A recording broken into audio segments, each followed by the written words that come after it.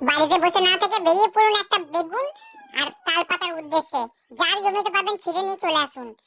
বেগুনটা কাটতে কেটে তেলে চুপিয়ে রাখুন।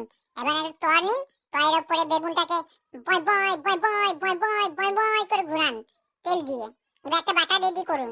এখানে চাল থাকবে আর কলাই দিয়ে একটা বাটা রেডি করুন। একটু আদাও দিতে পারেন সামান্য।